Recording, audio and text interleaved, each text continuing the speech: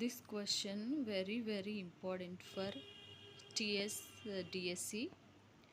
ఒక మొక్కజొన్న కంకి శంకువు ఆకారంలో ఉంది.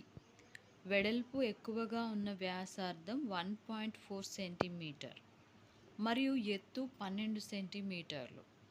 ప్రతి చదరపు సెంటీమీటర్కు ప్రాంతంలో సుమారుగా 4 జొన్న గింజలు ఉంటే మొత్తం ఎన్ని గింజలు ఉంటాయి?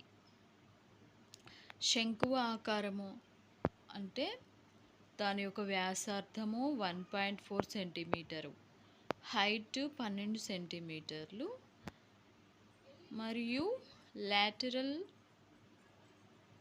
ప్రక్క ఇది శంకువ ఆకారంలో ఉంది కాబట్టి ఎల్ ఎంత అనేది కనుక్కోవాలి. ఎల్ ఈక్వల్స్ టు లంబకోణ త్రిభుజం కాబట్టి 12 స్క్వేర్ ప్లస్ 1.4 హోల్ స్క్వేర్.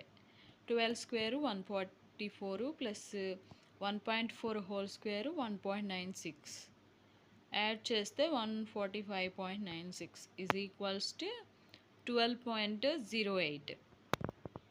ఇక్కడ మొక్కజొన్న కంకి కాబట్టి దాని యొక్క lateral surface area find out చేస్తే మనకి ఎన్ని గింజలు ఉంటాయో తెలుస్తుంది. లాటరల్ సర్ఫేస్ ఏరియా శంకువుకు పై పై అంటే 22/7, ఆర్ 1.4, ఎల్ 12.08. జొన్న గింజలు ప్రతి చదరపు సెంటీమీటర్కు 4 ఉన్నాయి కాబట్టి ఇంటూ 4 రాయాలి.